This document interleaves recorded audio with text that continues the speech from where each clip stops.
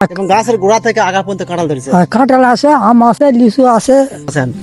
এর জন্য সে পরকালে যেও উনি সব পাতে থাকবেন। সুপ্রদর্শক মণ্ডলী, আজকে আমরা চলে এসেছি এক কাঁঠাল বাগানে কাঁঠালের ভিডিও করার উদ্দেশ্যে। আসলে আমরা যে কাঁঠাল খাই সেই কাঁঠালের অনেক প্রাচীন ইতিহাস ঐতিহ্য রয়েছে, যা আমরা জানি না। শুধু আমরা চাষাবাদ করি আর খাই। আসলে প্রত্যেকটা লোকের বা মানুষের এই কাঁঠালের ইতিহাস জানা দরকার।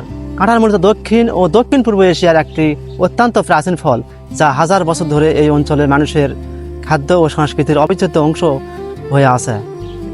এর ইতিহাস ও ঐতিহ্য অনেক পুরাতন। কাঁঠালের আদি জন্মস্থান ধরা হয় দক্ষিণ ভারতের পশ্চিম ঘাট পর্বতমালাকে।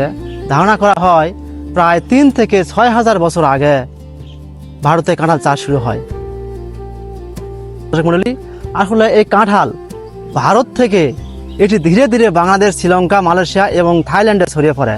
পরবর্তীতে 18শো শতাব্দীতে এই কাঁঠাল ব্রাজিল এবং জামাইকা মতো দেশগুলিতে পরিচিতি পায়। বাংলাদেশ স্বাধীন হওয়ার পর 1972 সাল থেকে কাঁঠাল জাতীয় ফল হিসাবে স্বীকৃতি দেওয়া হয়। এর সহজলভ্য পুষ্টিগুণ এবং বিশাল আকার সব মিলিয়ে এটি বাংলাদেশের মানুষের কাছে অত্যন্ত গুরুত্বপূর্ণ। হিন্দুদের নাগ পঞ্চমী উৎসবে কাঁঠাল প্রসাদ হিসাবে ব্যবহার করা হয়। শ্রীলঙ্কা, দক্ষিণ ভারত দেবদেবীর মূর্তি খোদাই করতে কাঁঠালের গাছ এবং এর কাঠ ব্যবহার করা হয়। বৌদ্ধ সন্ন্যাসীদের পোশাক বা চিবর রং করতে কাঁঠাল গাছের সার অংশ বা কষ ব্যবহৃত হয়। দর্শক, ভারতের মণিপুর রাজ্য ভাগ্যচন্দ্রের এক কিংবদন্তি অনুযায়ী 18শো শতাব্দীতে বিপদের সময় ভগবান কৃষ্ণ এবং এক কাঁঠাল গাছের গুঁড়িতে আবির্ভূত হয়। তাকে রক্ষা করেছিল কাঁঠালের গাছ। কৃতজ্ঞতা স্বরূপ সেই গাছ থেকে কৃষ্ণের মূর্তি তৈরি করা হয়েছিল। এই কাঁঠালকে অনেক সময় গরিবের আমিষ বলা হয়, কারণ মাংসের মতো টেক্সচার থাকায় কাঁচা কাঁঠাল অনেক সময় গ্রামের লোকেরা তরকারি রান্না করে খায় বা বেশিরভাগ নিরামিষ ভোজীরাই খায়। পাকা কাঁঠালের রং দিয়ে বা রস দিয়ে বড়া এবং ক্ষীর তৈরি করা হয়। আবার কাঁঠালের বিচি ভর্তা বা তরকারিতে অত্যন্ত জনপ্রিয়। এমনকি আর পাতা ছাগলের খাদ্য হিসাবে বেশ জনপ্রিয়। আসলে কাঁঠাল গাছের পাতা আমাদের দেশের প্রতিটা ছাগলের জন্য একদম প্রিয় একটা খাবার। বর্তমান ভারতে কাঁঠাল উৎপাদনের শীর্ষ স্থানে থাকলেও রপ্তানিতে থাইল্যান্ড 1 নম্বরে আছে। বাংলাদেশি বিজ্ঞানীরা সম্প্রতি 12 মাসি কাঁঠালের পূর্ণাঙ্গ জীবন রহস্য উন্মোচন করেছেন, যা ফলটির আধুনিকায়নের নতুন মাত্রা যোগ করেছে। সুপ্রদর্শক মণ্ডলী, আমরা আজকে এমন এক জায়গায় দাঁড়িয়ে আছি এবং এমন এক মানুষের সাথে কথা বলবো যে মানুষের হাতের ছোঁয়ায় সোনা ফলে। উনি যেখানে গাছ লাগায়, যে ফলের গাছ লাগায়, সোনার মতো ফলে। তো আমরা এমন এক মানুষের কাছে আপনি পরিচয় করে দেবো। ওনার নাম তালেব চাচা। উনি কয়তারের একজন প্রবীণ মানুষ। উনি আসলে প্রকৃতিপ্রেমী একজন লোক।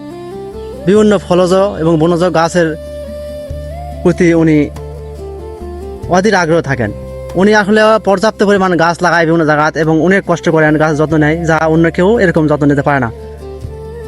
আসসালামু আলাইকুম। ওয়ালাইকুম সালাম। ভালো আছেন? আল্লাহর রহমতে ভালো আছি। আচ্ছা, এই বাগানে তো আমরা দেখতেছি প্রায় অনেক কটা কাঁঠাল গাছ এবং গাছের গোড়া থেকে আগা পর্যন্ত কাঁঠাল ধরেছে। কাঁঠাল আছে, আম আছে, লিচু আছে, নারকেল আছে, বহু প্রকার গাছ আছে। আনুমানিক কয়টা গাছ আপনার কাঁঠাল গাছ আছে? কাঁঠাল গাছ 15-20টা হবে। 20টা। সুপ্রিয় দর্শক, এই চাচা এখানে 20টার মতো গাছ লাগাছে। প্রতিটা গাছে একই লেভেলে কাঁঠাল ধরেছে, গোড়া থেকে আগা পর্যন্ত। এমনও গাছ আছে সেই গাছের একদম পাতায় পর্যন্ত কাঁঠাল ধরেছে। চাচা, তাহলে আপনার এই জমিটা কতখানি? এটা বাগানটা এই বাগানটা বর্তমান 14 শতক। আর ওইদিকে আছে 8 শতক, 22 শতক। 22 শতক বাগান আপনার এখানে। এই মানে কয়তার রোডের সাইডে এখানে 22 শতক জায়গা। 22 শতক। এই 22 শতকের উপর পুরাপুরি বাগান। কি কি লাগাচ্ছেন এখানে? আম আছে, কাঁঠাল আছে, নারিকেল, এই সমস্ত। মানে আম, কাঁঠাল, নারিকেল, লিচু তো দিয়েছে। লিচু তো গাছ। হ্যাঁ, লিচু আছে, আতা আছে, আতা ফল আছে। আতা ফল আছে? আতা ফল আছে। তাহলে সব প্রজাতির ফলই আছে? হয়, অনেক প্রকার গাছই আছে। অবশ্য দেখেন চাচার কিন্তু কোনো সন্তান নাই, তারপরও তার ভাস্তা বা যাই ভাই তাদের জন্য পরবর্তী প্রজন্মের উদ্দেশ্যে তিনি ফল গাছ লাগিয়ে রেখে যাচ্ছেন। এর জন্য সে পরকালে যেও উনি সব পাতে থাকবেন, কারণ সদগায়ে জারিয়া হিসাবে এই ফল যে যদি কোনো লোক খায় তার সব পেতে থাকবেন। তো চাচাকে অনেক অনেক ধন্যবাদ, চাচা ভালো থাকবেন। ইনশাল্লাহ। আর যোগ করেছে। সুপ্রিয় দর্শক, আজকের এই কাঁঠালের ভিডিও যদি আপনাকে ভালো লাগে অবশ্যই লাইক কমেন্ট শেয়ার দিবেন। সে পর্যন্ত ভালো থাকুন, সুস্থ থাকুন। খুদা হাফেজ।